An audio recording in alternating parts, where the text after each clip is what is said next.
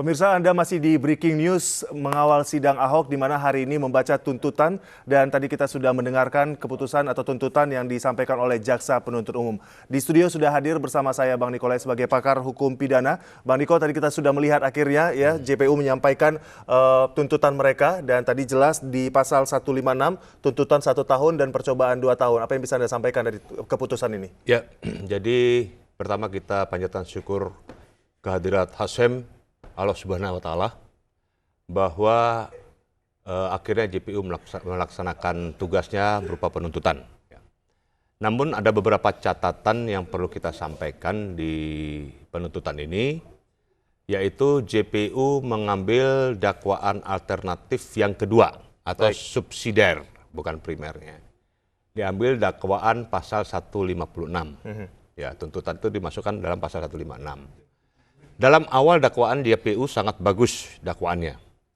Tetapi kalau kita melihat dalam tuntutan kali ini yang dibuat oleh JPU, justru saya menilai bahwa JPU memperlemah dari tuntutannya. Karena kalau kita bisa melihat ke belakang, JPU awalnya menuntut dengan 156A, ya, di mana ini sekitar 5 tahun penjara ya, minimal 5 tahun penjara ya. Betul, dan di samping itu dalam kita runut lagi peristiwa ini ke belakang, dalam gelar perkara di Barreskrim Mabes Polri, bahwa hasil gelar perkara itu terdakwa dituntut dengan 156A huruf A, di samping itu Undang-Undang ITE, pasal 28 Undang-Undang tahun 2011, Undang-Undang ITE. Namun ketika berkas perkara diserahkan kepada JPU, justru JPU menghilangkan Undang-Undang ITE pasal 28 itu diganti dengan pasal 156.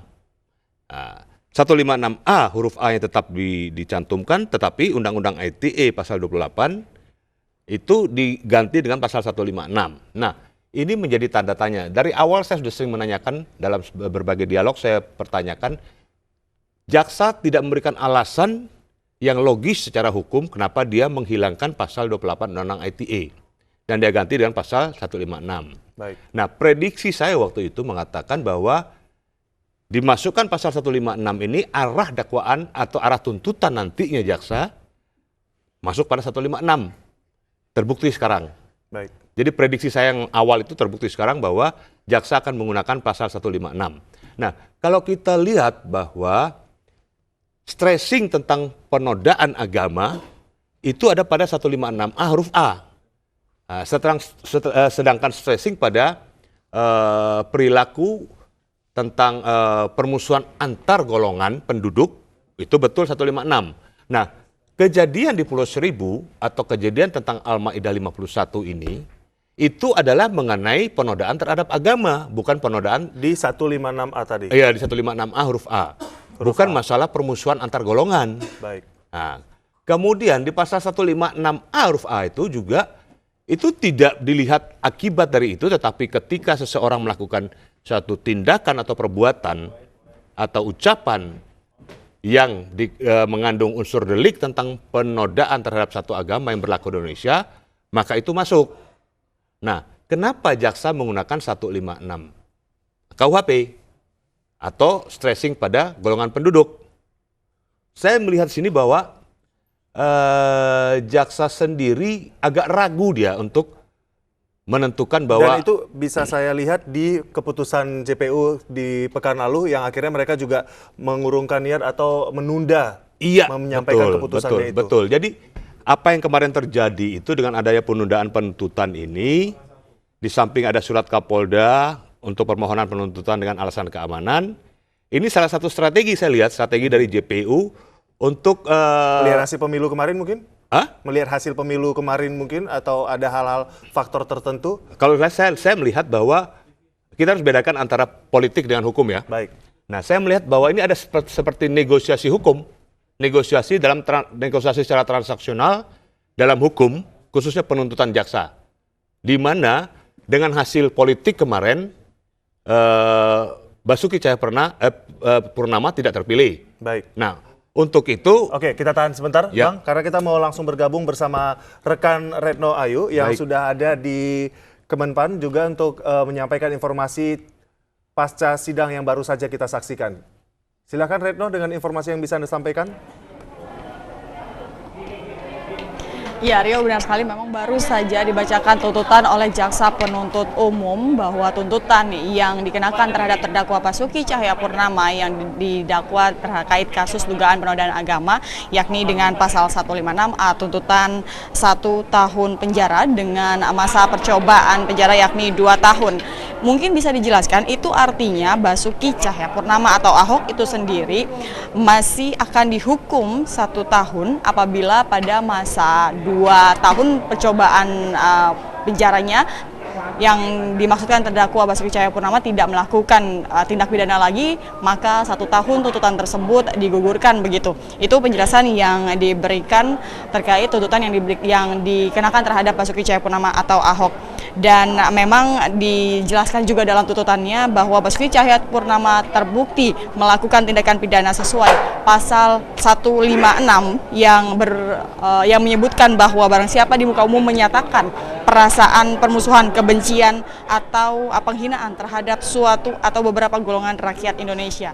Kemudian untuk itu pengacara dari Ahok sendiri mengungkapkan bahwa nantinya pada tanggal 25 April mendatang ini pihaknya akan siap mengajukan pledoi dengan agenda yakni berbeda. Nantinya akan ada 2 pledoi dari pihak kuasa hukum Basuki Cahayapurnama juga dengan pledoi tersendiri dari terdakwa Basuki Cahayapurnama itu sendiri untuk menanggapi tuntutan yang diberikan dari Jaksa Penuntut Umum terhadap terdakwa Basuki Cahayapurnama. Saat ini juga sidang sudah selesai digelar dan nanti akan dilanjutkan pada tanggal 25 untuk pembacaan pledoi oleh tim kuasa hukum dari Basuki Cahayapurnama. Rio. Terima kasih Retno atas informasi yang bisa disampaikan dan langsung saja kita kembali ke Bang Niko. Bang Niko, ternyata tadi memang keputusannya di mana tuntutan 1 tahun penjara dan 2 tahun masa percobaan. Dalam arti selama 2 tahun tidak memiliki kasus hukum lainnya, Ahok bisa dikatakan bebas dan tidak juga di penjara. Betul, jadi gini, tuntutan jaksa itu 1 tahun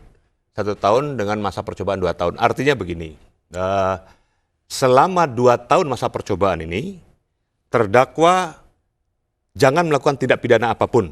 Apapun itu ya? Apapun tindak pidana yang bisa berakibat di penjara, ya kan? Kalau tipiring mungkin masalah lain ya.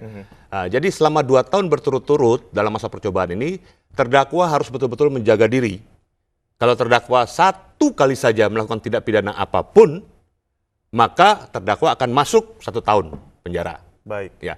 Tetapi kalau dalam masa percobaan ini terdakwa fine-fine aja, baik-baik saja, tidak melakukan suatu perbuatan apapun yang berakibat hukum di penjara, maka itu dia terbebas gitu loh. Saya mungkin bisa katakan ini sepertinya jauh dari harapan sebelumnya di mana memang kita tahu ya Basuki Cahayapurnama dituntut atas dugaan penodaan agama ini yang sepertinya memang ada hukum yang tegas seharusnya, tapi dengan yang disampaikan JPU tadi hanya 1 tahun dan masa percobaan 2 tahun, sepertinya sangat ringan atau bagaimana? Iya, ini makanya tadi saya bilang ini kayaknya ada hukum secara transaksional. Jadi seolah-olah ini sudah transaksional politik yang mengendalikan hukum gitu. Jadi sebenarnya rasa keadilan yang diharapkan masyarakat pencari keadilan, baik itu umat maupun rakyat, itu ternodai dengan tuntutan jaksa sedemikian rupa ini. Kita melihat dalam kasus-kasus lain seperti Arswendo misalnya, hanya menempatkan dalam satu karikatur, dalam satu urutan tentang peringkat, ya kan, pada saat dia jajak pendapat itu, dia hanya menempatkan Nabi Muhammad itu dalam peringkat yang di bawah dia, itu pun kena 156A huruf A itu dan vonisnya 4 tahun 6 bulan waktu itu Arswendo. Nah, ini kok yang jelas sudah melakukan hal tersebut berturut-turut.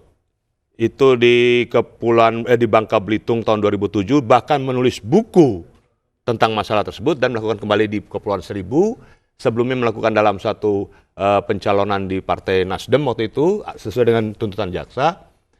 Tapi kok hanya dituntut 1 tahun? Ini yang menjadi tanda tanya besar. Ini sangat mencederai rasa keadilan yang diharapkan oleh masyarakat. Ya, taruhlah mungkin mereka mengatakan toh juga Ahok sudah tidak terpilih lagi jadi gubernur. Baik. Ini harus kita pisahkan. Masalah tidak terpilihnya sebagai gubernur itu masalah politik. Tapi ini adalah masalah hukum yang masalah hukum Ahok. murni. Jadi kita harus tegas dalam masalah hukum.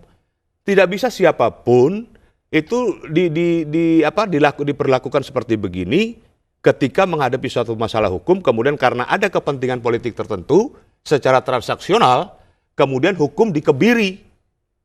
hukum diperkosa, dan hukum dikangkangi untuk kepentingan politik. Baik, tadi kita lihat JPU sepertinya ada dua hal yang berbeda. JPU yang seharusnya memberatkan, tapi tadi juga menyampaikan hal-hal yang meringankan. Dalam arti memberatkan jika selama ini apa yang sudah dilakukan Ahok sudah merusak ketentraman masyarakat. Tapi juga tadi juga JPU menyampaikan ada hal-hal tertentu kalau Ahok juga sudah banyak memberikan hal-hal untuk Jakarta. Jadi seperti ada ungkapan memberatkan dan meringankan. Anda melihatnya bagaimana sebenarnya? Ya memang posisi JPU? dalam satu tuntutan dan dalam satu putusan nantinya, memang dalam hukum pidana itu harus diperhitungkan hal yang memberatkan dan meringankan. Karena itu menyangkut hak asasi, hak asasi dari terdakwa.